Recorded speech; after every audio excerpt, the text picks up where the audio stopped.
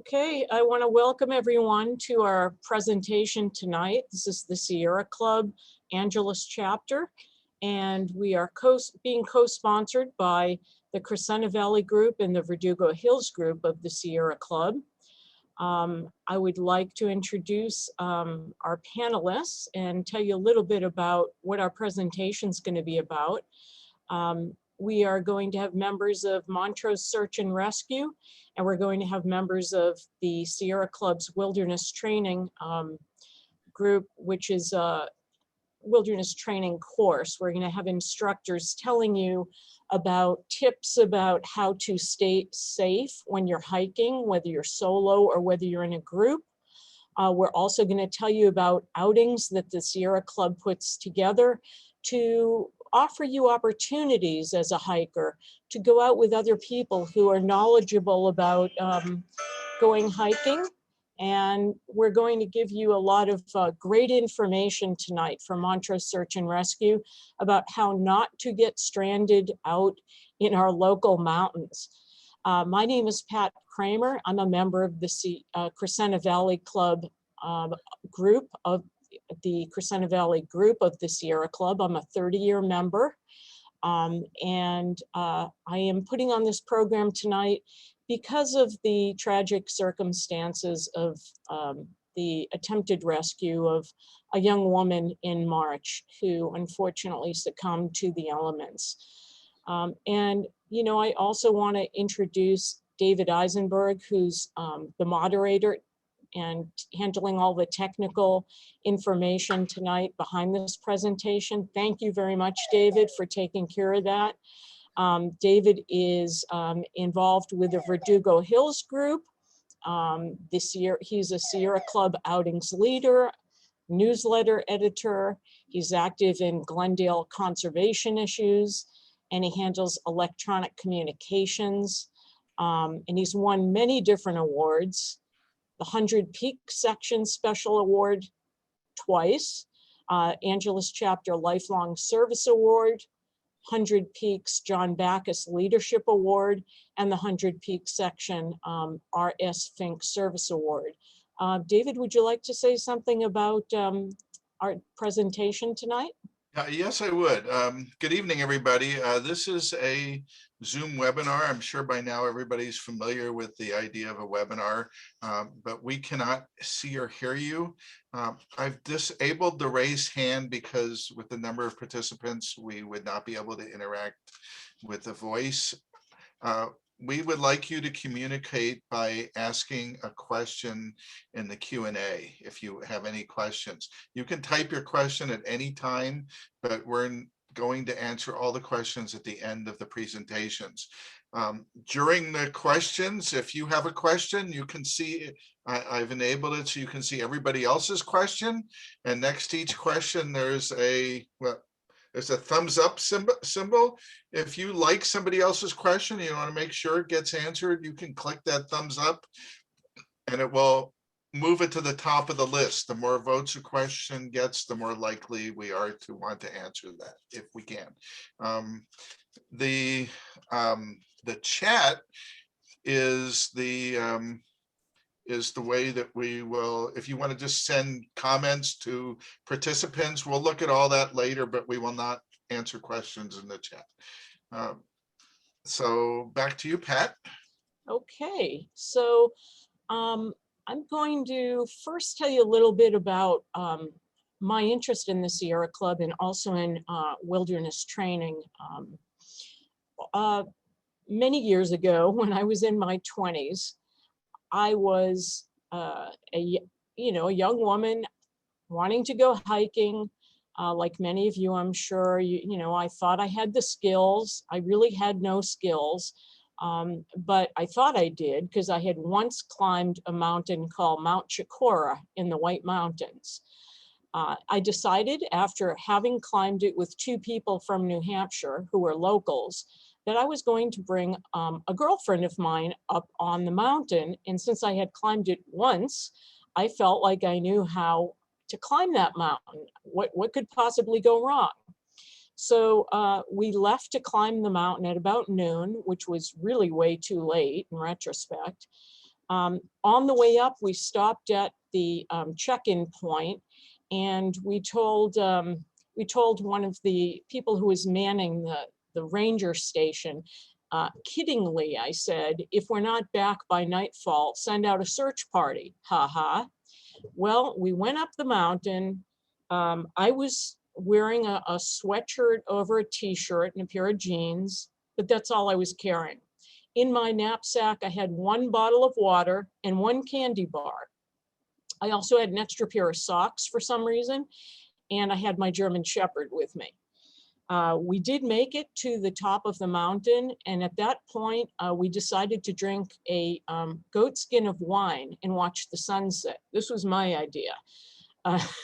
So we watched the sunset. Unfortunately, we didn't bring a flashlight or matches.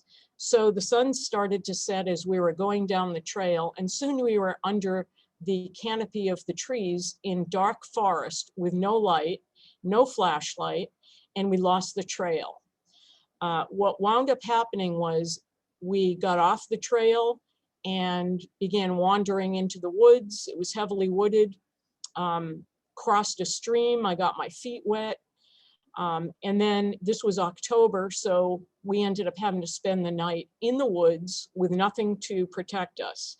We were sleeping on bare ground. We were cold. We didn't bring any blankets or anything to light a fire, no matches. A search party was sent up because the ranger took my comment seriously. However, they did not find us because we had strayed from the trail.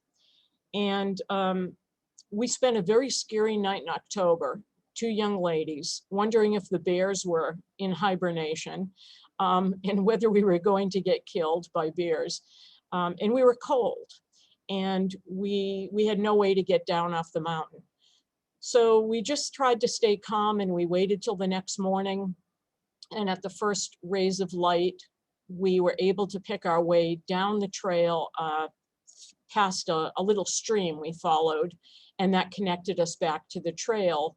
And fortunately, we were able to make it out. We got out at 6:30 the next morning.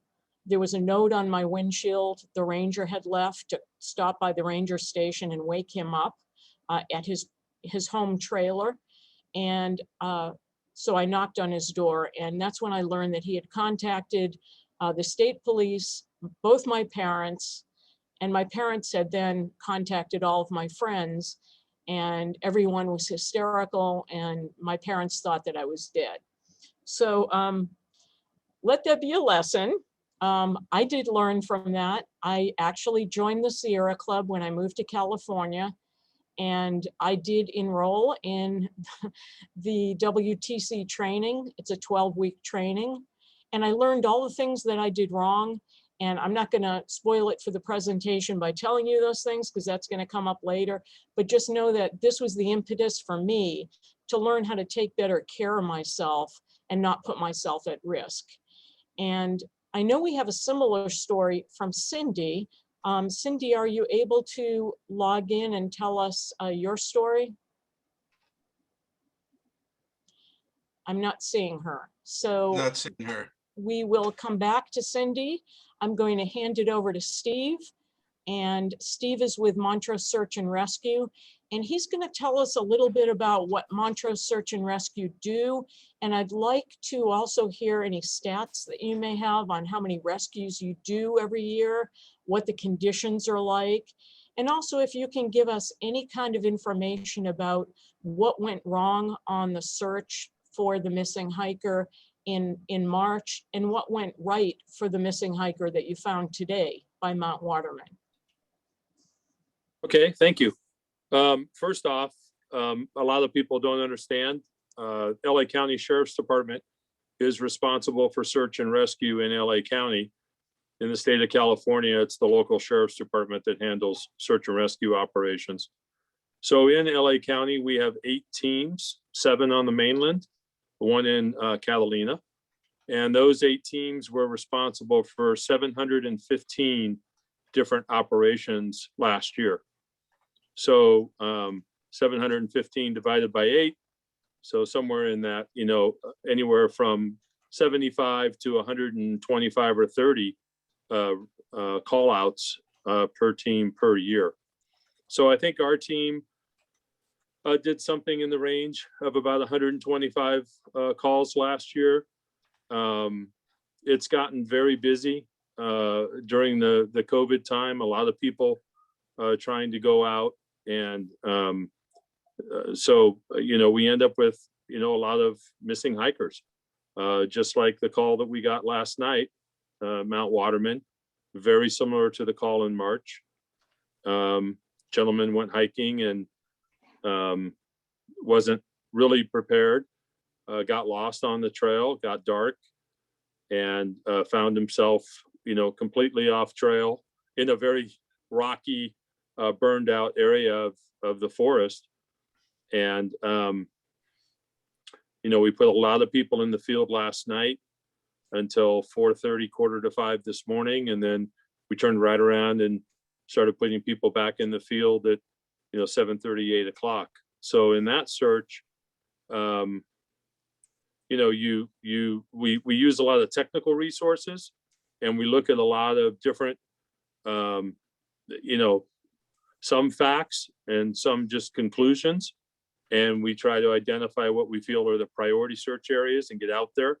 We're lucky in LA County. We have the resources of LA Sheriff's Air Rescue 5, which is a specialized helicopter unit, 5 crew members.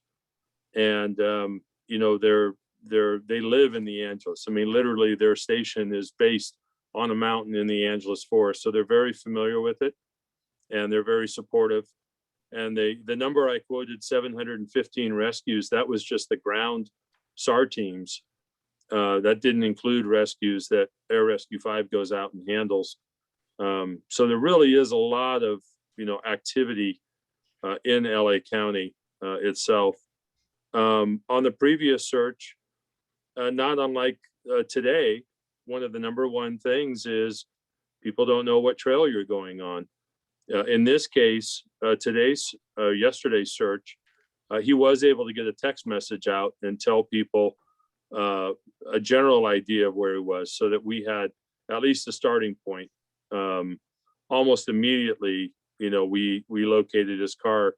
I don't know, probably within an hour of getting the call. So, probably the single most important thing is for people to tell someone responsible what their plans are, where they're going.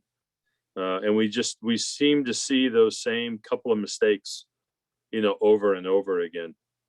So as far as numbers, search and rescue teams respond to not only lost hikers, but cars over the side that require or may require specialized rope rescue, or winch trucks and things like that, to go sometimes hundreds of feet over the side to extract victims and bring them up. So those are also part of our stats. So I see Doug logged in.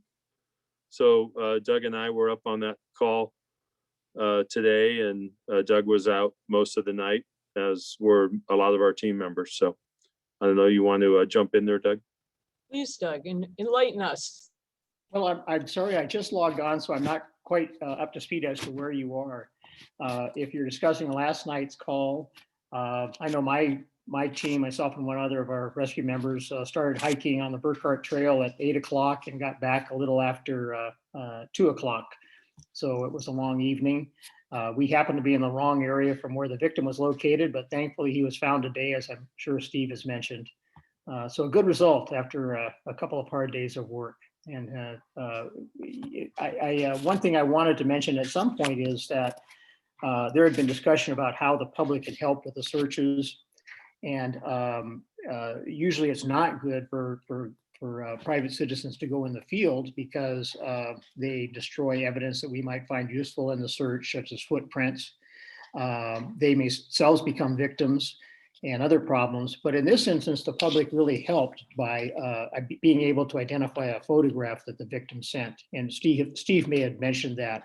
But people have an urge to help, and that's a way that people really can help, and that is by using their knowledge in sort of a crowdsourced sense and applying that to rescues by identifying locations, or perhaps they know the individual and they know their habits, or they know their usual hiking areas. So in this case, shout out to the public because they really did provide useful information. Could you tell us, with the onset of meetup groups, is that making a higher number of searches for Montrose Search and Rescue? It definitely is. And the problem is with the meetup groups is they don't have an account of how many people they're taking, the contact information for those people. They don't give a description of the difficulty of the trail or project that they're engaging in. So people don't know what they're signing up for frequently.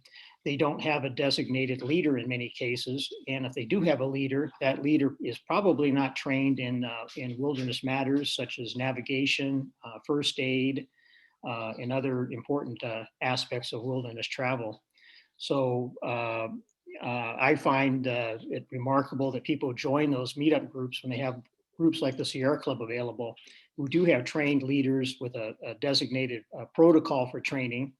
I know Sierra Club gives designations as the difficulty of the hike or other activity that they have planned, so people are aware of how much they're getting into. Most important with the Sierra Club, you know that you're signing up with a group who will come back with you and won't leave, as the meetup groups frequently do, with somebody missing or not returned to their vehicle. So Sierra Club offers many things that the meetup groups do not, and which would favor the individual hiker who wants to go with a group or a particular area, because you get all the benefits that the Sierra Club offers, and most of all the accountability of knowing who's out and when they're going to come, when they come back. Thank you for that information. I did want to add that, because I didn't introduce you, that Doug is the team leader of Montrose Search and Rescue. He is a retired attorney and a full-time grandfather. Steve is a manager for an electronic sales company, but he's also an operations leader for Montrose Search and Rescue. And Janet Henderson, who's on this call, who's going to speak next, is an ER nurse manager and a former team leader and current operations leader for Montrose Search and Rescue. So Janet, would you like to give us some stats? Sure. This year we seem to be pretty on course where we were for last year. About this time last year, we were at 33 calls or 34 calls, and well, we're keeping pretty good pace this year with the same amount. So that kind of puts us in that possibility of, hitting 150 calls again this year. Lots of searches, like Steve had mentioned. Many of those meetup groups, we had several last year. We've already had a couple of this year, which poses that problem of people going out there, not sure where they're at, and lead into these hikers going missing. That's definitely a concern if people are going on meetup hikes and they are with people who don't know the area or who don't have navigation skills. The leader can actually put them in danger, or maybe walk them out on a ridge and leave them there because they don't know how to get down off the ridge because they don't have the technical capabilities. I wanted to ask, is there any special skills that Montrose Search and Rescue operations people have beyond what us normal people have? We do take a direction and control class. It's a week-long course that is offered. We always took it through a CMC company that our team members were affiliated with, and some of them were instructors. And it's basically a week-long course of navigation and figuring out, where the victim was last seen, where he was headed, where his possible destination is. Just kind of some tools and information to try to help you make a plan when you are doing these big, long campaign searches for people that are missing. Doug, would you like to add anything to what kind of training that you've gotten? Well, in general, the team are all EMTs, emergency medical technicians. Most of us have been through the Sheriff's Academy. All of us have gone through a mountaineering course that the team offers. and are certified through the National or the Mountain Rescue Association, the MRA. So in addition to the operations training that Janet mentioned, we have individual training, and are pretty versed in what to do in wilderness areas and in hikes and that sort of adventure. How about special skills like for snow conditions? Janet, would you like to address that? Well, I'll go ahead. Yeah, go ahead. Oh, yes, we have a training in snow and ice. We are all skilled at using crampons and self-arrest when we're using crampons in case we have a slip. So we have particular winter training that we've all been through. One thing of interest to your folks might be the microspike or miniature crampons that are offered, which really are not suitable for wilderness travel in any conditions where it's at all steep or there's exposure in terms of cliffs and steep hillsides. The reason for that is that the microspikes only offer traction on the underside of the boot and not much traction at that. So if you get on an angle in which your toes are taking the edge of the ice or contacting the ice, they tend to slip, which we've seen that result frequently in tragic results. So we really urge people, if you're hiking in snowy and icy conditions, the microspikes can be used in an emergency, but they're really not suitable for those conditions. You should have crampons, ice axe, and be trained or familiar with how to use those tools. And I think maybe, Steve, you could address this. To the people who live in LA proper, what is the difference in terms of the climate up in the Angelus forest, for instance? Well, it's huge. I mean, the search we had in March, the temperatures were in the 20s and 30s. Just last night, the temperature was, I think, 44 degrees at Mount Waterman. So, as a general rule of thumb, you're looking at 3 to 4 degrees Fahrenheit loss in temperature for every 1,000 feet that you're going to gain. So, just picking on Mount Waterman, it's 8,000 feet. Most of LA lies less than 1,000. So you're looking at 7,000 feet of difference. 7 times 4 is 28 degrees. So somewhere between, 25 and 28 degrees difference. So it's a nice 75-degree day in LA, and it may be in the high 40s, up atop of a mountain. And that's, of course, not accounting for wind chill. And obviously you're much more exposed at altitude to wind chill. So it really is important that people think about not just the conditions and the temperature where they're at when they leave, but where they're going. And also, even temperature gauges on cell phone apps might not be accurate because they're measuring the location closest to that wilderness spot, but not necessarily the place where the hiker is intending to go. Correct. Yeah, and of course, we can talk probably a whole volume about cell phones.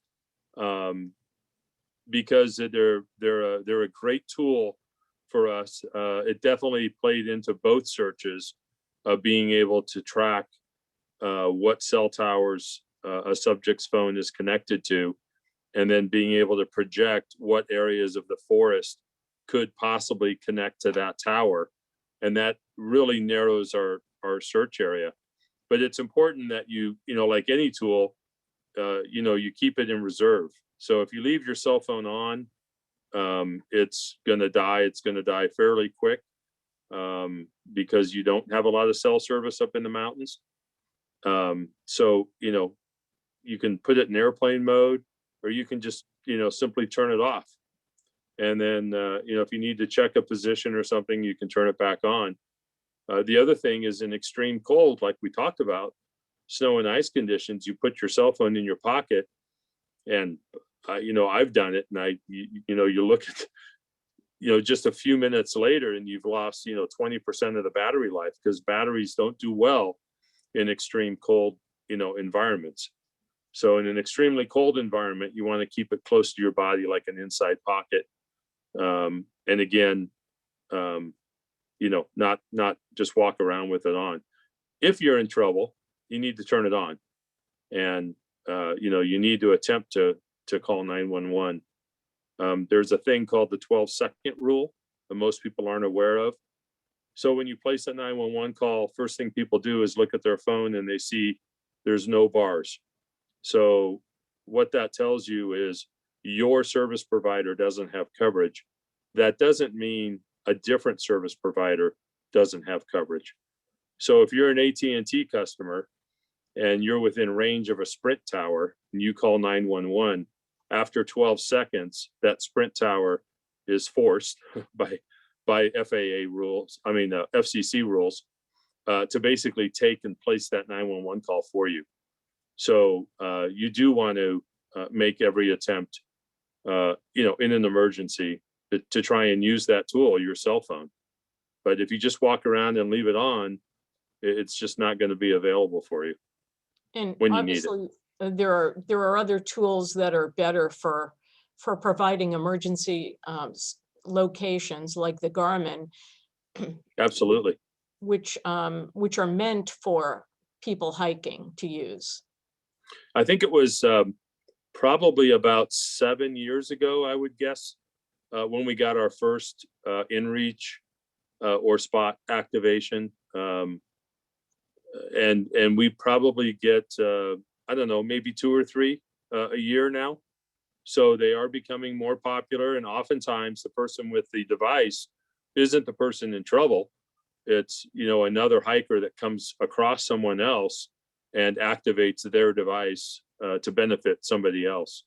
They're a great tool. And, to have immediate, it does 2 things. It not only alerts us to a problem, an emergency, and gives us the location, but it allows for 2-way communications via text messaging back and forth. So we can ask more questions on the way.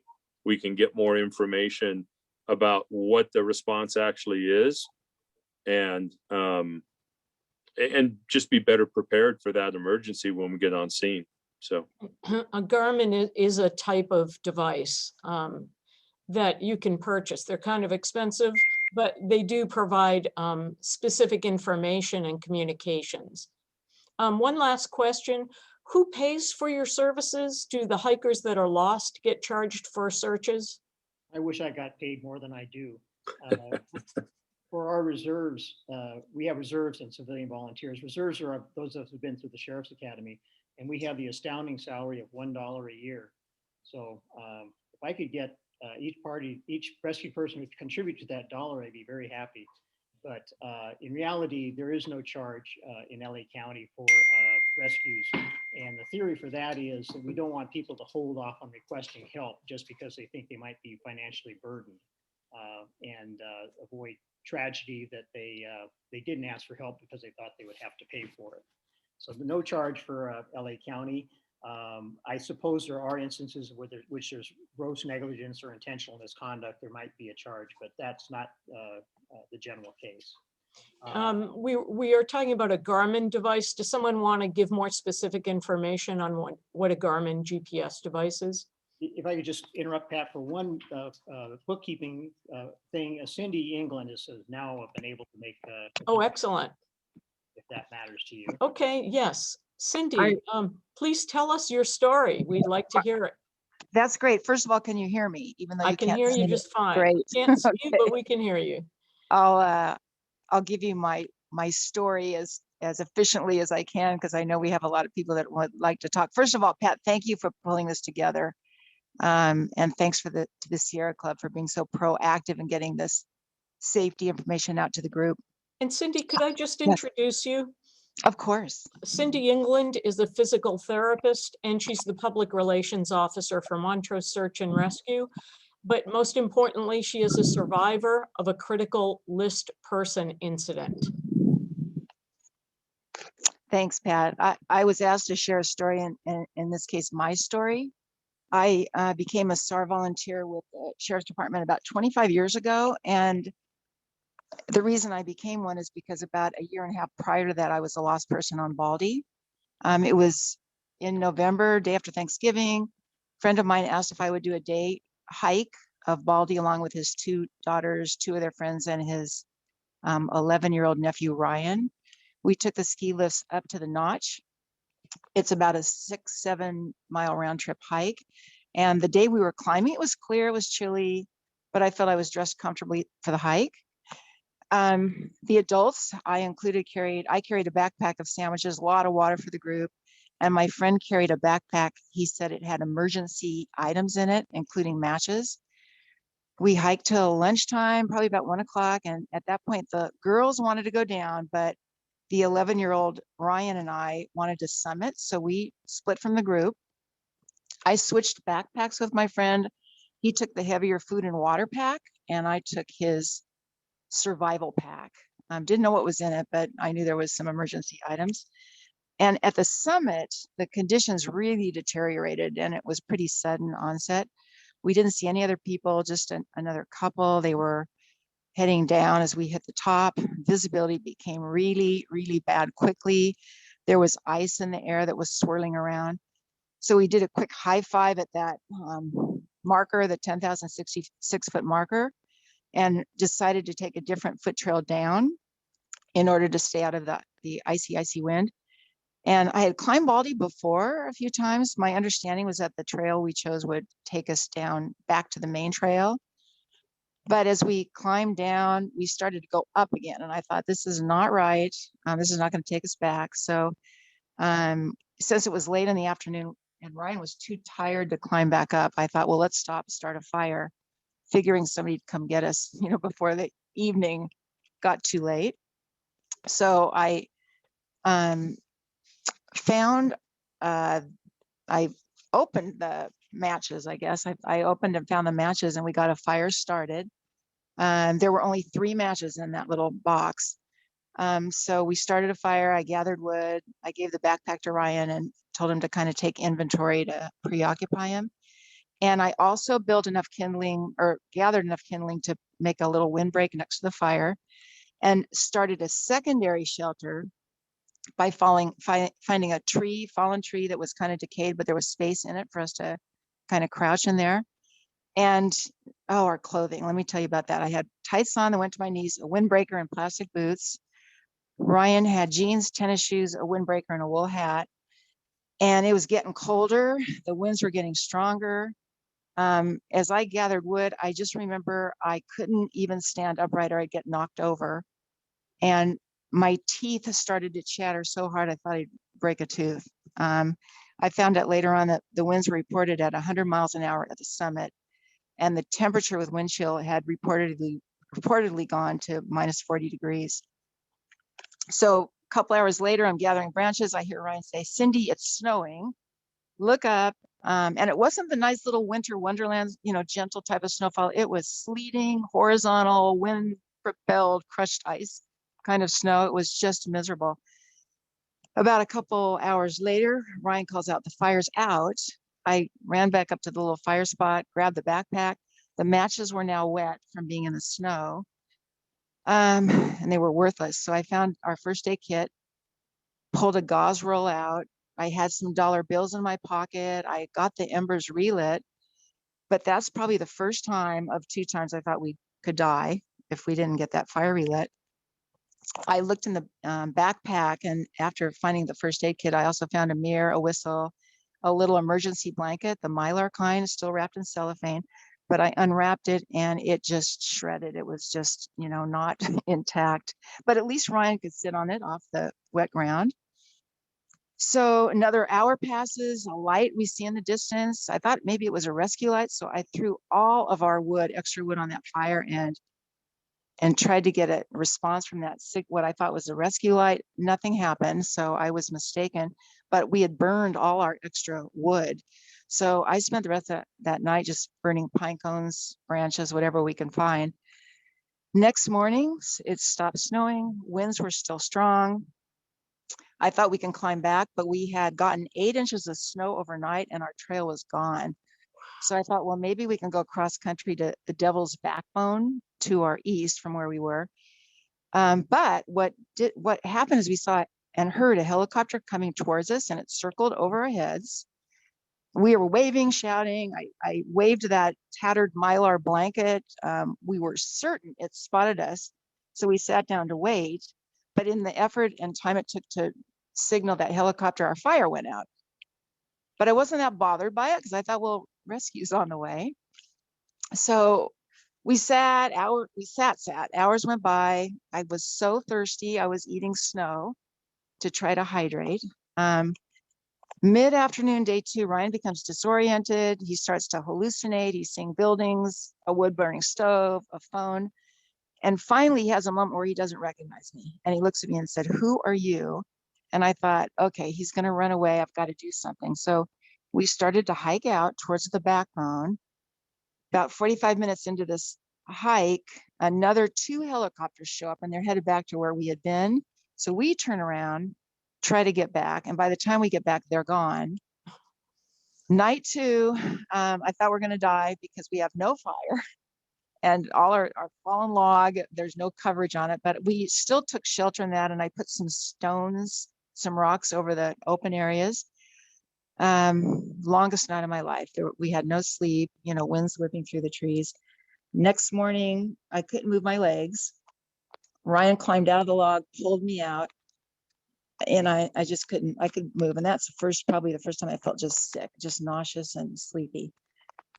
Fortunately for us, a few hours later, we hear a radio static sound, called out, and it was a search and rescue team who found us, gave us warm liquids, gave us food, radioed for a helicopter to come in, and transport us to the hospital. So all that being said, we both, the sequelae or aftermath, we both suffered from hypothermia. My core temperature in the hospital was 88 degrees, and that's 2 hours after being rewarmed by the SAR members and by the helicopter crew. We both had frostbite. I lost part of a toe. Ryan lost a big toe and part of another. The most important part of the story is the summary, I guess, is what did I do right and what could I have done differently? I really regret not making a big, large marker on the ground, a big X or an arrow, something that could have been seen by the helicopter. I thought about it, but I was so exhausted, I just didn't act on it.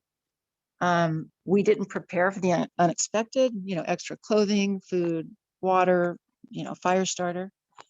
Thirdly, I found as a rescuer, if you're lost, it's best to stay in one place. The more you wander, the larger the search area becomes for the rescuers. Make a shelter. We used the log. We fabricated a windbreak. Check your equipment. That Mylar blanket was expired. Had it been intact, it would have been much more functional. And lastly, in winter conditions, just try in any, hyper or hypothermic situation, but try to hydrate liquids. I was eating snow. It was dropping my core temperature to a really, really low level. Had I been able to melt snow, it would have been much more effective at preventing dehydration and just not sapping, the warmth out of my body. The real heroes of the story, and this is why I wanted to join this group, is the search and rescue members. People you don't know, that I didn't know, they're rallying in a winter storm for 42 plus hours looking for myself and a little boy. One team trying to reach the summit was turned around because of the winds. Team members were crawling on their hands and knees because of the winds. Water was freezing in their bottles. They risked their lives, for this rescue. And that's why I do what I do. I'm just in with a great group of people. So if anybody in this group is even the slightly bit interested, Montrose has meetings at the Sheriff's Station in Crescenta Valley the first Wednesday of the month. Guests are welcome. You can contact LA County Sheriff for further information, or you can check their website. Thank you. Thank you very much, Cindy. It's heartbreaking to hear your story. And I'm glad that you and the 11-year-old survived. And it really is a lesson about worst case scenarios and everything that could go wrong. So thank you for sharing that. I want to move into the next part of the presentation and introduce Lisa Milwaukee, who is a wilderness travel course instructor. She's been with the program for over a decade. She serves as WTC's partnership manager and Long Beach South Bay area vice chair. Lisa is an M-rated leader and an avid mountaineer. And she's going to give us a slideshow on many different subjects, including 10 essentials, what you should always bring with you, even if you're only going on a day hike. Also solo hiking, women's solo hiking, and many other things. So Lisa, take it away. Thank you, Pat, and good evening, everyone. Tonight, I'll be covering hiking safety tips that will be useful when hiking alone or in a group.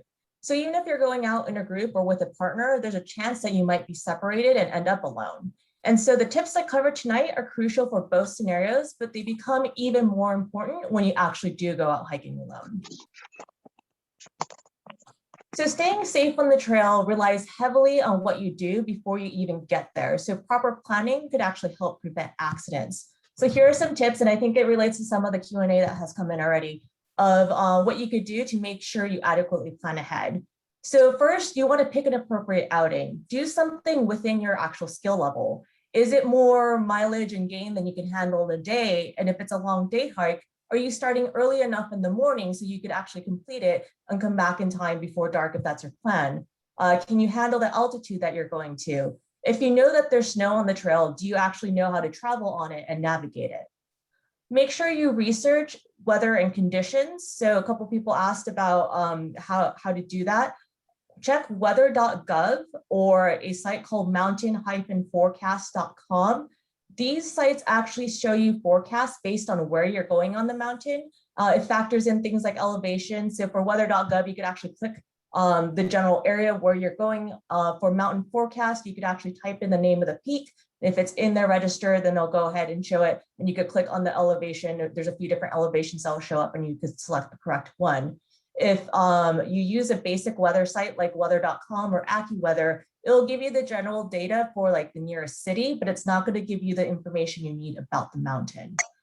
You should know the conditions on the mountain as well. So, you know, if you're going to encounter snowy and icy terrain on, let's say, Baldy, like, do you have the right equipment such as ice axe and crampons? And more importantly, do you know how to use them? If there was recent rockfall in an area you're going, make sure you know whether or not it affects the trail that you're going to be hiking on. Or if you're going in a canyon, is it prone to flash floods and was there recent rain that could potentially affect that area? Also, you want to dress for the occasion and then some. So if it's going to be very hot or very cold, are you prepared for that? We always say no cotton, but you also want to make sure that your clothing can wick and dry off. And we'll talk a little bit more about that in the 10 essentials section. You want to also make sure you have a turnaround time, especially if you're doing a peak. I know sometimes when there's an objective like a peak, the turnaround time is, you know, when you're at the summit, but that's not really the case. You should actually have a turnaround time of when you determine, you know, you're going to start heading back to your vehicle because, you know, you want to get back out before lights out, before it gets dark. And so you need to kind of calculate how long that's going to take and then make sure you determine a time. Starting early obviously will help with that. You can start in the dark if it's just kind of a basic trail and then have more margin of daylight at the end of the day when you're a little bit more tired. Also, Sarah definitely already mentioned this, but you want to let someone know where you're going and when you intend to return. And this is especially important for solo hiking. So even if you're in a group, you have to assume that there's a chance you might be separated too. So you should let someone know at home, one of your family members, a spouse, a significant other, let them know where you're going and when you plan to return. And this is information that they could relay to the authorities if it comes down to it. Also, this is just more of a property safety thing. Don't have anything showing in your vehicle that's valuable. Ideally, don't show anything at all, but don't have valuables out there. And if you do, if you have to leave your cell phone at the car for whatever reason, make sure you turn it off or a minimum turn off Bluetooth. There's been kind of a rash of car break-ins at trailheads lately, and there are definitely Bluetooth scanners that can identify that there's a device in your vehicle. So you'll want to avoid that scenario because you want to be able to drive home after you safely make it back to the trailhead. So hiking in a group can obviously mitigate some risk that you would have if you're alone, but if you are caught in an emergency situation, there's other groups that, or there's other people in your group, who should be able to help you out or call and get help. But there are definitely some things you want to consider when hiking in a group. So a couple folks mentioned meetup earlier in terms of how there's been emergency scenarios that have come up as a result of meetups going bad. And I've definitely had that experience prior to me finding out about Sierra Club. And so, you want to know who the leaders are, who the participants are. Do you trust them? If something actually happened, would they stay with you or would they leave you behind? Are they trained? That's one of the benefits of going on a Sierra Club outing is all of our Sierra Club leaders are trained in different disciplines. And I know Will and Jane will talk a little bit more about the training we go through. Also structurally, we always have a leader who is leading the group and a leader who is sweeping the group. And a sweep is someone who makes sure that all the participants are with the group proper. So that just helps ensure that no one gets left behind because you have a leader at the start and the end of the group. Also, you should know the route that you're traveling, even if you're not leading. So if you get separated, would you actually know where to go, what to do? Would you know how to get help? One of the things that you could do is when you're hiking up a trail, make sure you look behind you on occasion, especially at like critical junctions, because when you come back down, that's what you're going to be seeing. So you want to recognize the terrain, which will help you and kind of mitigate the chances of you getting lost. And on that note, if you do get lost, don't panic. Take 15 minutes or however long you need to kind of observe, think, and plan what you're going to do next. Make sure you drink water, eat food, make sure you're taken care of. And then from there, think through when was the last time I knew where I was at? And if you know where that is, and if it's possible, then go ahead and return to that location, because then you're at least found to some capacity. And next, we'll talk about the 10 essentials. They're, of course, always important to have on you, whether you hike alone or in a group, but especially if you're alone, you'll want to have these with you because they'll help you get through an emergency scenario. And if you were a Boy Scout or Girl Scout growing up, you probably learned the 10 essentials, but it was kind of just a generic list of 10. Now it's more of a systems approach. So it's kind of categorized by different objectives. The first one is to help you find your way, and that's navigation and illumination. And then you have protection for your body, so sun protection, nutrition, hydration, and insulation. And then lastly, you have some supplies and tools that will help you in an emergency: fire, emergency shelter, repair kit and tools, and first aid. So we'll go into a little bit of detail about each one. So the first one is navigation. The best way to avoid kind of this emergency scenarios is to stay found. The best way to not get lost is to always know where you are. So a topographic map is very useful in terms of navigation. You want to understand what contour lines mean in terms of what they mean for where you're at in elevation. You want to understand what the different symbols mean, and also know that man-made features that are reflected on the map might not be what you see out in the field. These maps, are updated, let's say, every few decades. So things could change with man-made objects, but that don't show up on the map, but the terrain doesn't change. So that's why you want to understand the actual land features, and then understand that man-made features may change over time. Roads get rerouted, things like that. Also, this map that you have, you want to make sure you store it in a plastic bag so that if it does rain, that it doesn't soak through and become illegible at that point. For compasses, you want to make sure they're lightweight so you'll actually bring it with you. You want a see-through base so you could actually overlay it on a map. You want it to have a mirror so it's easier when you're sighting. In WTC, we go through additional features to look for, as well as specific brands that you can use. But this is just kind of a cursory. These are the general types of features you want to look for in a compass. As mentioned, you can use a mapping application on your phone. Gaia's one, I believe it's a paid service. I use Peakbagger. There's GPS devices that people have. There's altimeters. There's smartwatches that have both GPS and altimeter functions. And so all of that is great, but at the end of the day, these can all fail. They mentioned earlier that batteries get cold, and then electronic devices fail. So these are nice to have, definitely for navigation, but you want to have a map and a compass and know how to use them at all times.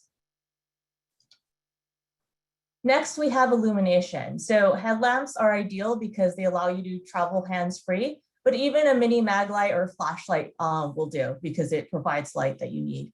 Also, you'll want to have extra batteries or spare light in case it's cold and they stop functioning, things like that. You definitely want to have backup so you're not entirely dependent on just one source of light.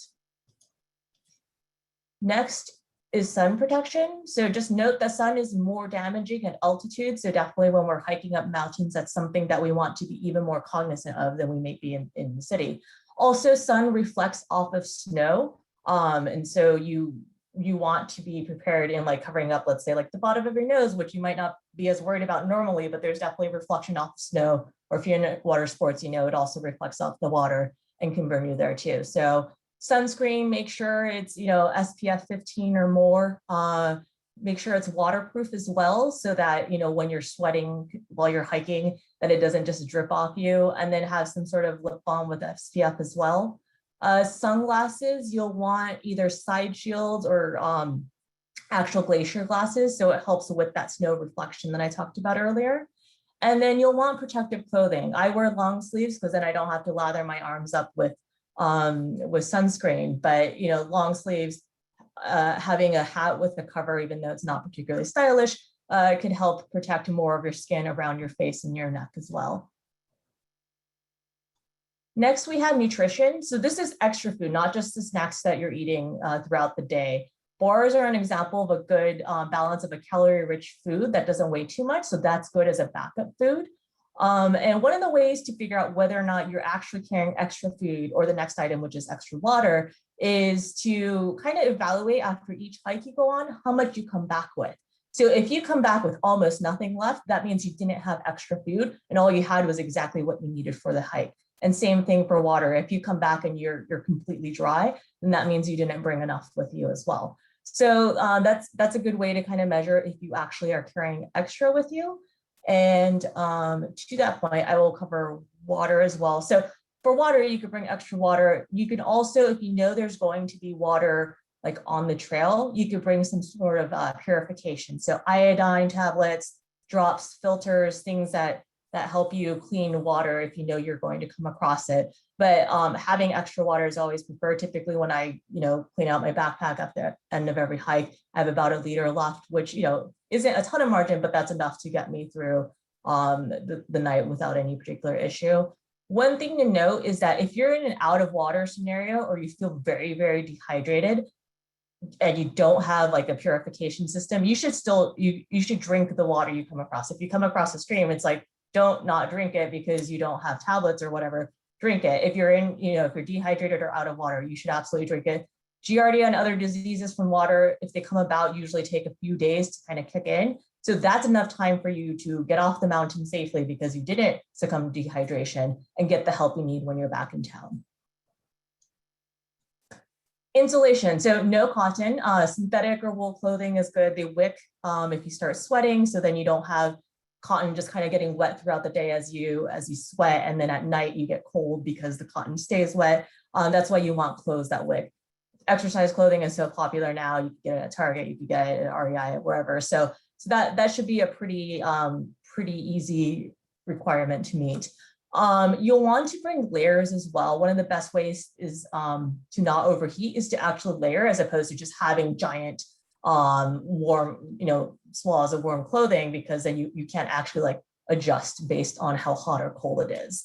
So I'll bring, like, let's say a pair of long underwear in my backpack. I'll also bring a fleece jacket. I tend to run cold, so I'll also bring a down jacket. And I also carry waterproof clothing like rain gear, because even if there's no chance of rain, like the day I'm going out, if for whatever reason, you know, something happens, sometimes rain still happens, even if there's quote 0 chance of rain. And sometimes, you know, if something happened and I had to stay overnight, there's potential for rain the next day. And so I bring some form of rain gear every time I go out. Next, we have fire. So definitely in terms of keeping warm, in some cases for signaling, fire is a very useful tool in terms of emergency scenarios. And then emergency shelter is good as well. Of course, you don't want a very old Mylar blanket, as we discussed earlier. I recommend something like a Soul Bivy sack. I've actually slept overnight in one once, and it's not the most comfortable thing, but it will certainly get you through the evening. It's better than a trash sack. It's better than a Mylar blanket because it actually has like a foot enclosure. So you're actually fully wrapped, kind of like a burrito. You also want to make sure you have the extra clothing that we talked about earlier to help you keep you warm if you have to stay out overnight. And then one useful tip is that if you're sleeping out, have stuff underneath you so you keep your body off the ground. So things like a sit pad or a backpack, or if you have ropes, something like that, you put that material between your body and the ground so it doesn't, the ground doesn't suck up your body heat. Next is repair kit and tools. So you want to make sure you're able to make repairs on the fly. So duct tape is a good way to fix everything, including like if you have a blister, you could fix your foot with duct tape. So it's a very useful tool.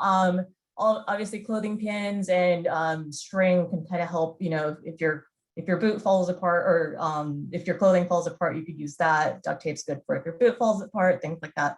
A knife is always handy for any emergency scenario. And then next you have the first aid kit, last but not least. A prepackaged one is great. You could get those at REI or CVS or whatever, but I would definitely recommend modifying based on what you need. So if there's certain medications you need or an inhaler, like that should be part of your first aid kit. And then also remove things you don't need. Like in this first aid kit, you'll see a pair of scissors, but you already have a knife, so you might not want to bring the scissors. You just want to make sure that it's the appropriate like size and weight for you so that you'll actually take it out with you as opposed to kind of leaving it behind because it's too heavy. So basically modify to your needs. So one quick note I want to make about the 10 essentials is you should absolutely know where each of these items are in your backpack. So some people love to keep it in the little Ziploc, all, you know, a gallon Ziploc and everything's in there. I actually like to put my items based on frequency of use. So the sunscreen might be in the top of my pack. Lip balm is in my hip pocket. My map is in my pants pocket. Compass at the top of the pack. So I kind of put things based on how frequently I'll use them and I know where they are. Something like a fire source might be further down because I won't use it as much, or I'll be using it at night if it came down to it. So know where it is, just know your system, whatever that may be.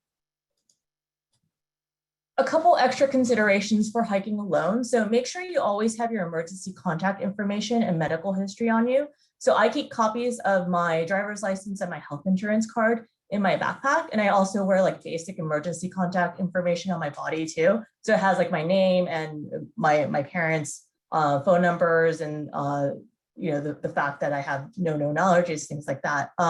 So I use this thing, it's called Road ID. I have that and it's just something I keep on me at all times. Some people wear dog tags, so they have that information on them as well. But that's good. If someone finds you and you're unconscious or you're not able to talk, they could get that information from you without having to rummage through your backpack to try to find the additional medical information on you. Also, if you know something happens to you while you're hiking alone and it's an emergency situation, you'll definitely want to call for help.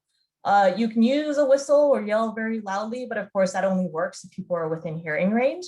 Otherwise, you might want to use something like a personal locator beacon or other ways to activate search and rescue. So this is the Garmin InReach that we were talking about earlier. This is the Garmin InReach Mini.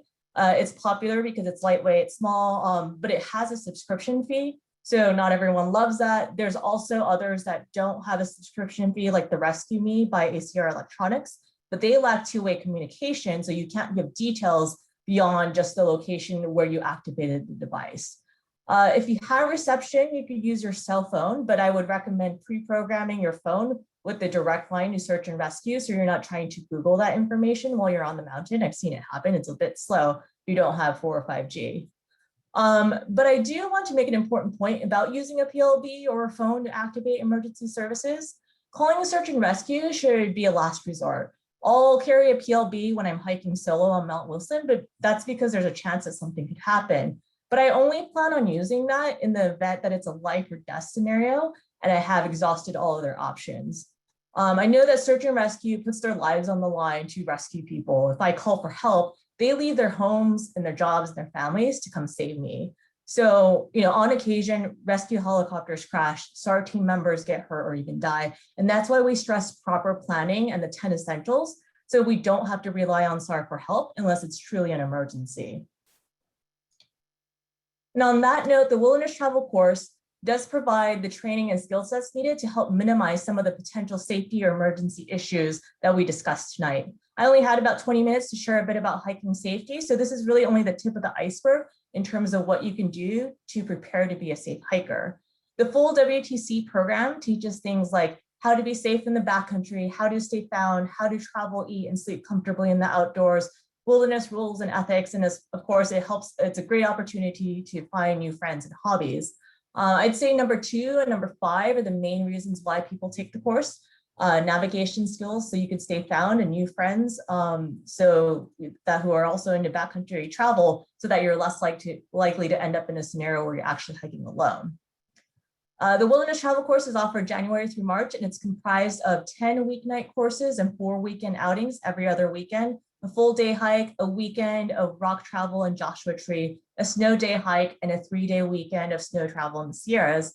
And the course is offered in 4 different areas: San Gabriel Valley, West LA, South Bay, Long Beach, and Orange County. And registration should show up sometime in the fall. So if you check back on our website, wilderness-travelcourse.org, you can find updates on that.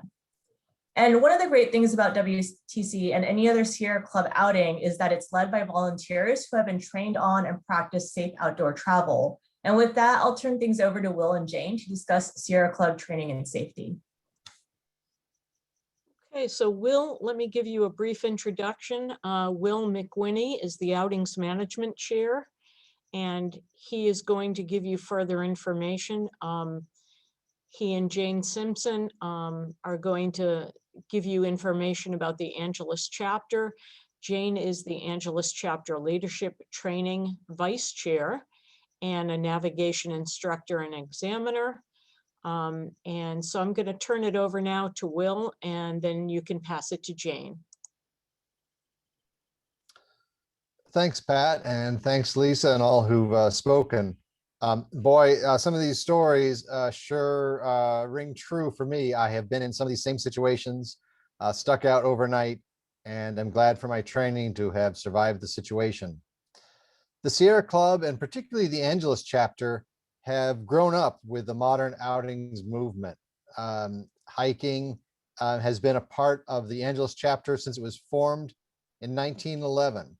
We've been going up into the local mountains continuously since then, with the exception of a pandemic.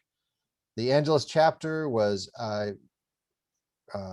central in the formation, the modern rock climbing movement, and invented many of the modern safety techniques.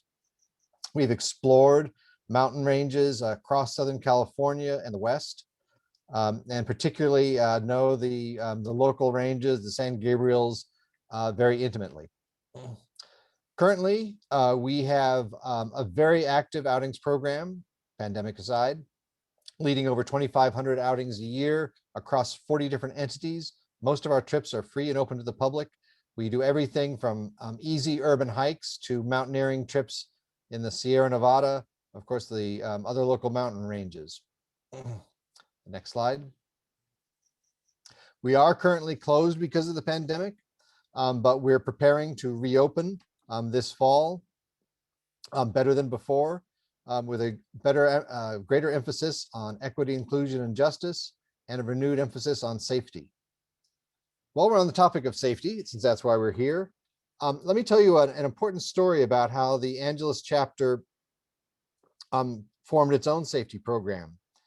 There was a big trip to Picacho del Diablo, a mighty mountain down in Baja California.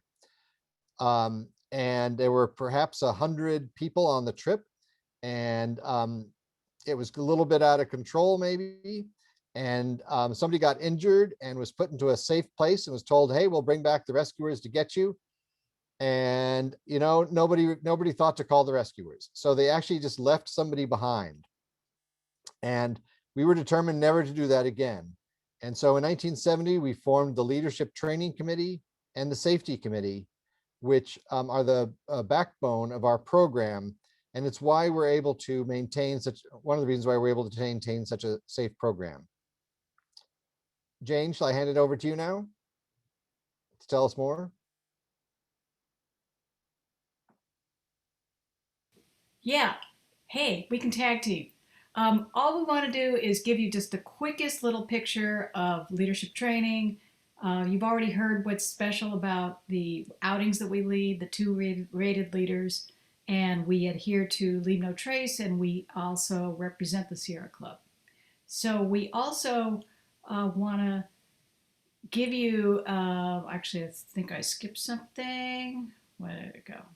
Well, all right. Yeah, there we go. This is our rating system. And what's really crazy about it, this rating system was created by the mountaineers who formed the leadership training and the safety committees.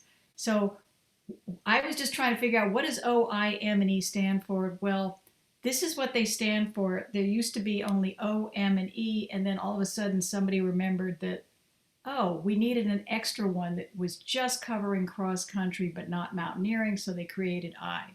These are the little symbols that you will see at the head of a hike, like O, semicolon, Placerita Canyon hike, or O, semicolon, Mount Wilson. So that's what these mean, but they also pertain to the rating of the leaders that we have trained.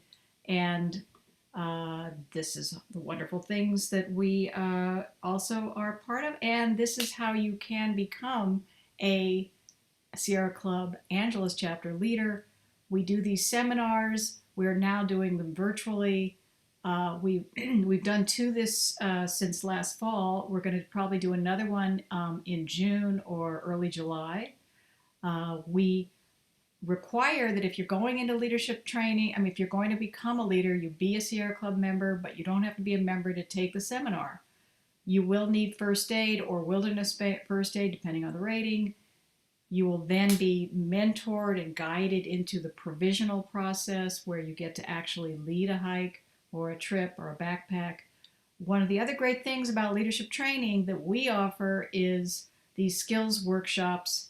Of course, they're on hold, but navigation is one, rock scrambling, actually rock at different levels of rock, snow, using ice axe and crampons, and then we have the advanced mountaineering program that is usually done twice a year. So these are really exciting things. You can find out more in the after document that David's going to be sharing with you. So lastly, we all keep every outing safe. You can see Safety Committee does its thing where it sets policies and investigates incidents.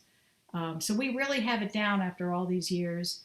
And I'd like to say that really everybody on a trip, participants, leaders alike, are responsible for keeping a safe, keeping everybody safe. We like to think of ourselves as a team or a group going out. And this is my last tip. So do these things. Refresh your knowledge and skills periodically, know your limits, and cultivate a safety state of mind. This is our safety chair's motto. The peak is optional, getting back is not. And that's all I got. Thank you. Okay, thank you very much for your contribution, both Will and Jane. I want to thank everyone who has contributed to our wonderful presentation tonight, which has been very, very informative.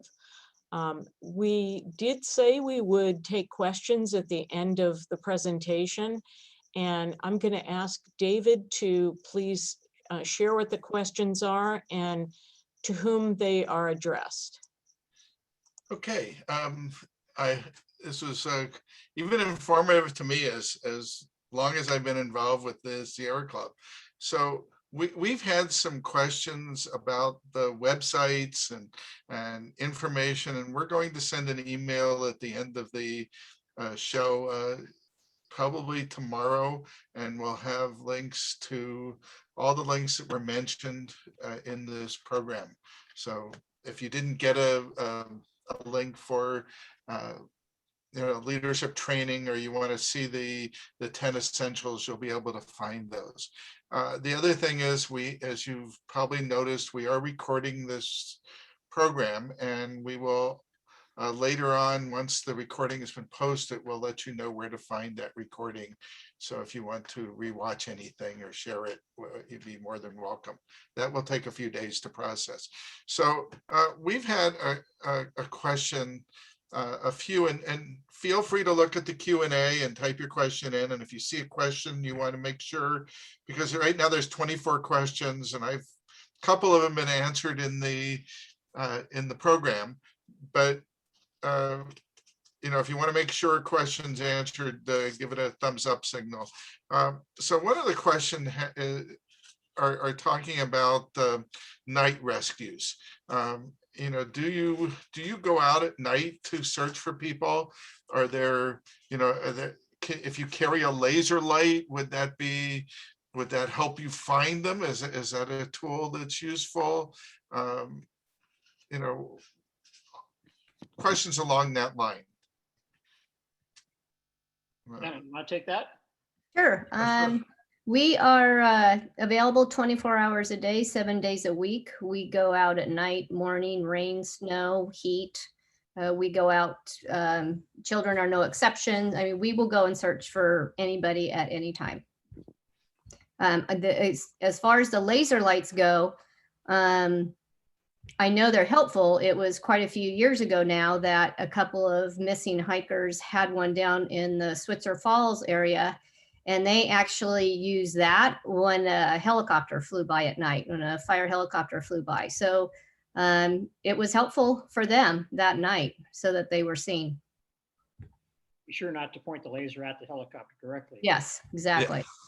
Yeah. And also along those lines, it's amazing how visible just the screen of a cell phone can be to the helicopters with their various infrared and other light enhancing tools. So if you save just a little juice in your cell phone and can shine that at the helicopter, even that will be a great help, because they can detect pretty much a very, very low source of light. A cell phone just lights up to the helicopter. I carry an 11th essential sometimes. I carry a charged backup battery, which will do 2 charges on my phone. So that's always an option. We have a question about, if you're going out to the Angelus forest, are there places that are less dangerous, more frequently traveled that you would recommend for starter hikes? Anybody that would want to Maybe answer one that of our question? WTC people could answer that.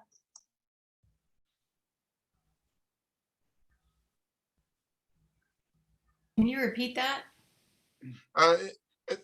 For people who are just beginning to hike in the mountains and they want to go out, are there places that are, more that would be safer to hike if you're going out on a solo trip, or would you recommend they start hiking with a group first, a Sierra Club group or another organized group? I think generally a group, especially if someone's new to hiking, groups are always good because you have that, you have other people looking out for you, especially if it's a Sierra Club outing. Any like more popular trails would also be good in terms of, there's more likelihood of people being around. I know sometimes I'll do Echo Mountain as a conditioning hike because there's so many people, there that if something did happen, technically someone would most likely assist. Mount Wilson is another one that I've done pretty frequently as a conditioning hike. But again, I always bring a PLB just in case, because I am alone. And if I somehow, especially on Wilson, fell to the side and, wasn't able to yell for help loud enough, or somehow got in a scenario where people couldn't hear me, and my leg was broken, I'd probably call SAR. But yeah, just popular trails would help mitigate some of that risk of hiking alone. Jane, Will, do you have any other thoughts on that? Those two were good. Mount Low or just Echo Mountain, which is out of Lake Avenue in Pasadena. And there's a couple other trails near there. There's ones also by JPL. Join SoCal Hikers Facebook group. There's always people looking for, I can't say that they all know have the best wisdom. I can't say that. How about Eaton Canyon too?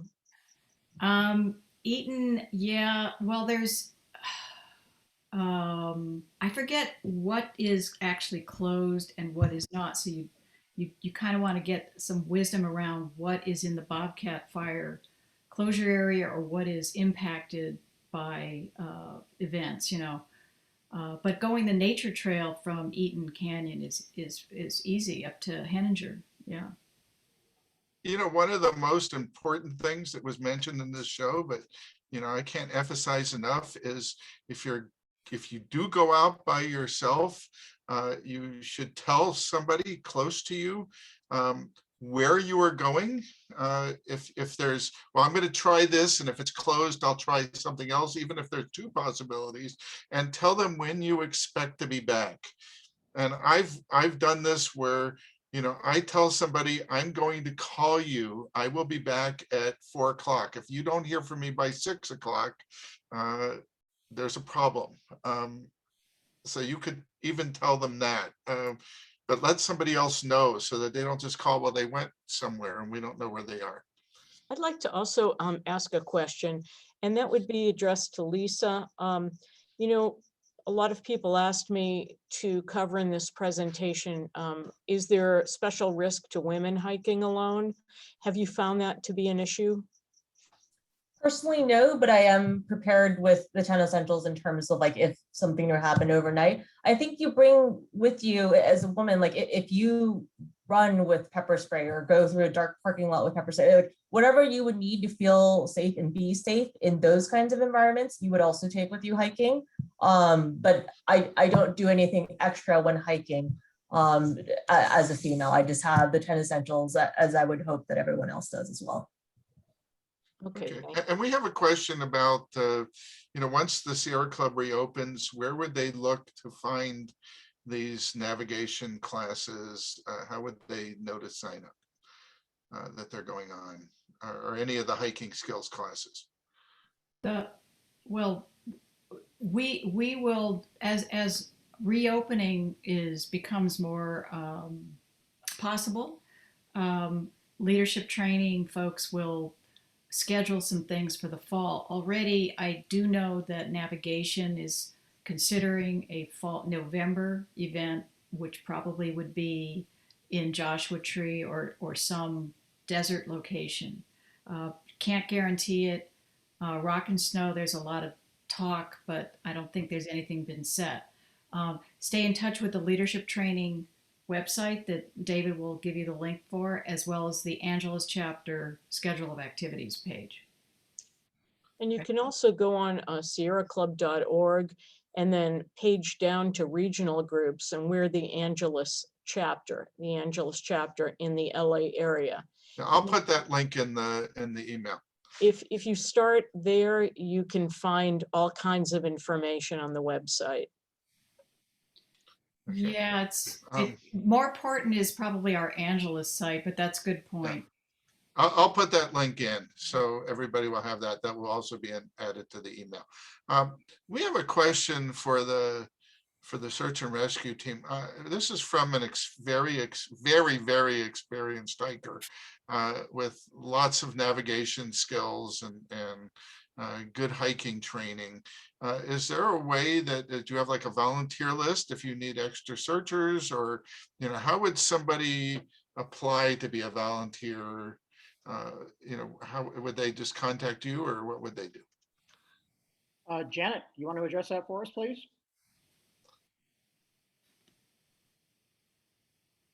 You're muted. There we go. Yeah, normally we don't take volunteers. You have to be a member of the team or an active trainee that's learning to become a member. And it's mostly for liability purposes with the department. So we have, though, had people and family members show up who want to help looking for their missing loved one and, want to go out and do their own thing and are very versed in the trails and hiking and climbing and stuff. But we don't actually recruit people to come out and help us for those type of incidences. And also, as I said at the outset, a lot of times people with good intentions will destroy clues that we would be looking for, such as footprints. And when we're trying to shout for a victim, we're hearing them instead of the victim. So they're overruling the sound of the victim and creating additional victims if they get hurt or lost themselves. So generally, we appreciate input that people can provide. For example, today, many people provided information as to the location of a picture of the victim. So information is very useful, suggestions are useful, but in terms of actually appearing and participating in the rescue, that can be more harmful than good. And as Janet said, there are liability issues for that. Okay, and we've had several questions about which kind of devices you can use and where to get them, and you know, rather than suggest a particular brand, or you could go to a hiking store, you know, such as REI or A16, and ask them, you know, what they have available with this capacity. You know, we don't know what they have available right now, so that's quite a number of questions. David, can I address one question that was brought up regarding the comment I made Sure. on the meetup groups? That, you know, I talked about them not having leadership, and someone pointed it out that they don't really represent that they have leadership. They're more of an organizational venue. So they're not telling you that they have leadership and a leadership structure to their organization. They're just organizing the event. So what I said is true as to the Sierra Club offering that infrastructure in terms of leadership and training. But the meetup groups don't provide it, but they don't say that they do. You know, and one of the scariest thoughts is, and I've come very close to that. I was crawling through brush and came across a half-eaten carcass in mountain lion tracks, which was terrifying. Fortunately, I didn't see the mountain lion. But is there anything you can do to prepare for, you know, bears or mountain lions that could be dangerous? Well, the standard joke response is to hike with somebody slower than you. Janet or Steve, do you have true suggestions along those lines? I don't know if I can top that, Doug. No, I mean, you know, my experience has been, you know, bears are curious, but pretty much keep their pace, and you can scream and yell at them a bit and they just sort of wander away. And, you know, honestly, we don't have that many mountain lions. Curiously, today, Doug and I were at the helicopter for the missing hiker that was recovered. And he said he had seen a mountain lion across the canyon at night, you know, walking up the canyon. But for the most part, you know, it's kind of like, you know, sharks. We're really not their meal. You know, they like venison, they like deer. And so it's sort of unnatural for them to attack. And that's why there's so few attacks, you know, overall, if you look in the entire state. So, you know, if you do get encountered, they always say, make yourself large and, you know, keep your distance and back off. I would never turn and run. That's for sure. Also, I've always heard that they are nocturnal, so maybe get off the trail at dusk, and that reduces your chances of becoming a victim. Yeah, exactly. And of course, the fun thing about being with search and rescue is I think about 80% of our searches are at night.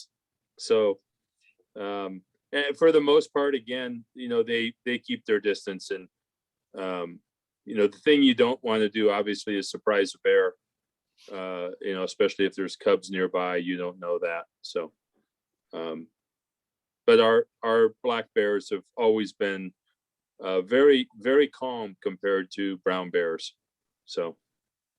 And to me, the greatest risk in our areas is rattlesnakes. I don't worry at all about mountain lions and bears, but I do worry about rattlesnakes and to some extent bees. So there are things that you might not come on your radar thinking they're the great predators, but I think they are the greater risk in our area. On that note, Doug, what would you do if you got bitten by a rattlesnake? Well, I'll let Janet address that. She's an emergency room nurse, so she certainly has more knowledge on that. I will just make an opening comment to her, and that is that the recommended protocol has changed vastly over the years from the old days when you'd cut the wound, try to suck poison out, and put a tourniquet on it. So with that, Janet, what's the recommended approach? Well, right now, like you said, there is no recommended approach for cutting the wound and sucking the poison out and spitting it out. So, you know, keeping yourself dependent, keeping yourself calm. If you're hiking with another group, having someone go for help, hopefully get, you know, a copter in there to take people out. But we've had many people that have come into the ER that have gotten bitten rock climbing. And they basically just go down the rocks, they get in their car and they drive themselves to the ER. So some of those old adages of, oh my God, I got bit and now I'm going to die in an hour, none of those are true. So, well, I probably shouldn't say none, because there probably are those exceptions where they are true.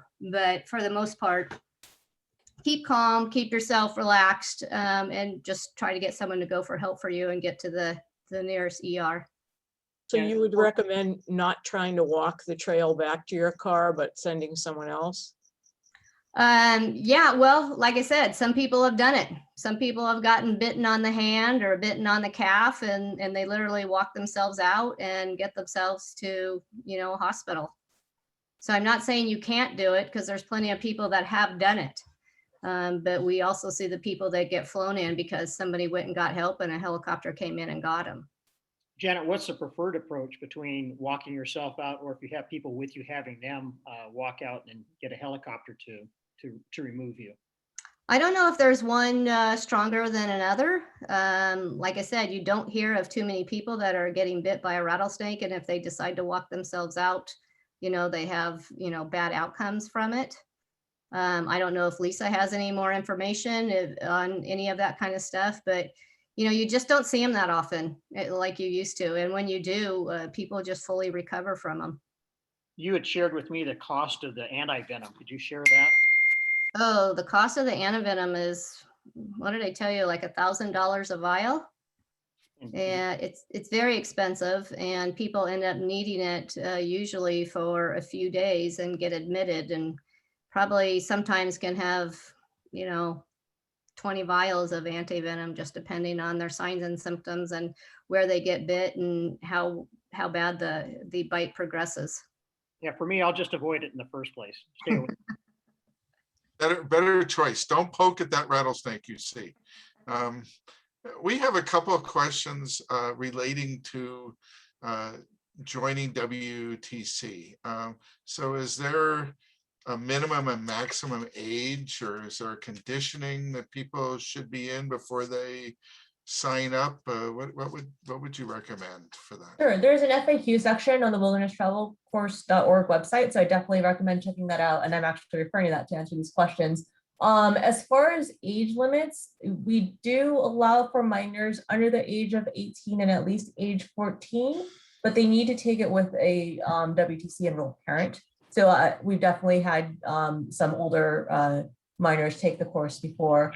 Also, as far as physical preparation, you want to be in reasonably good shape. This isn't the thing that gets you back into shape. You should actually already be on that path or in fairly good shape before taking the course. You don't have to be super athletic either. So generally, you're looking at being able to complete a 12 to 14 mile hike with about 3,000 to 4,000 feet of gain. If you're able to do something like that, like Mount Wilson or something like that, then you should be perfectly fine for the course. But this should not be your New Year's resolution where, you know, we start in January and that's when you're going to get back into shape. That doesn't work out well for people. Okay. You know, we have a lot of questions, but we are reaching pretty much the end of our show. So most of the questions left will be answered in the post-event email. Just to let you know, just for some comments, somebody suggested, and it's a great idea, if you are leaving information about your hike, also tell them the make and model and license plate of your vehicle. So search and rescue can find it at the trailhead, so they would know for sure you're there. This program has been recorded. We are going to process a little bit, and then we will post it. It will be on the Angelus chapter YouTube channel, and we will have a link for that. It will either go out in the post-event email, or if it's not ready yet, we'll send it out in an email after that. So Pat, do you want to close this Yeah, up? I'd like to thank all of our panelists for presenting tonight. You've all given us so much to think about, and I really appreciate your time. And I particularly want to thank Montrose Search and Rescue for making it here after being out all night last night and being out all day today looking for that hiker who you did find and recovered. And I hope he's going to recover okay. To all of our people who showed up tonight to hear this presentation, thank you for coming. We had over 200, close to 250 people signed up. We know this is a great topic of interest. Please let us know your thoughts. And we hope you had a very positive experience with the Sierra Club. And if any of you want more information through the Sierra Club, you can address us and we can respond to questions later. But I hope you all have a good evening and thank you for joining us. Good night, everybody. Thank you very much. Thank you, Pat. Bye. Bye.